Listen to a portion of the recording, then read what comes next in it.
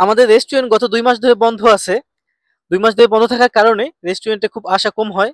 এখানে একজন লোক রাখা আছে দেখভাল করে। উনি অবশ্যই পানি দেয়, মাঝে মধ্যে পানি ছেড়ে রেখেছে। ফুল গাছগুলো অনেক তাজা হয়ে গেছে, অনেক বড় বড় ফুল হয়েছে।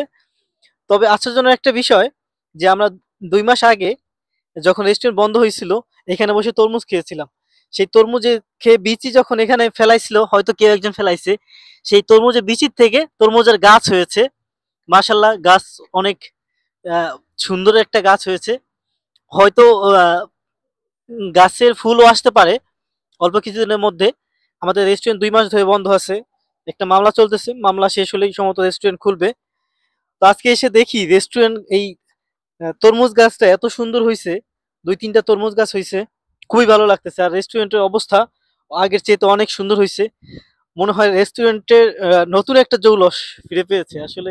এই পাশ ওই পাশ, ওই পাশে আছে সাদা গোলাপ। আর পুরো রেস্টুরেন্টের ভিতরেও অনেক সুন্দর পরিবেশ। এখন যেহেতু বন্ধ আছে তাই ভিতরে ঢুকতে পারতেছি না, কিন্তু এটা আমাদের সামনের পরিবেশ, খুবই ভালো লাগতেছে। খুবই সবুজের একটা সমাহার, সবুজে সবুজে ঘেরা মনে হচ্ছে, খুবই ভালো লাগতেছে। যে অনেকদিন পরে রেস্টুরেন্টে আসলাম, মাঝে মধ্যে আসা হয়, তারপরে প্রায় 15 দিন হয়ে গেছে আসা হয় না। আগে রেগুলারই আসতাম। খুবই রেস্টুরেন্টের চারপাশে খুবই সুন্দর পরিবেশ আমাদের। এই তো গুড সুশি, এটা চাইনিজ রেস্টুরেন্ট, কিন্তু আসলেই অসাধারণ, খুবই ভালো লাগলো।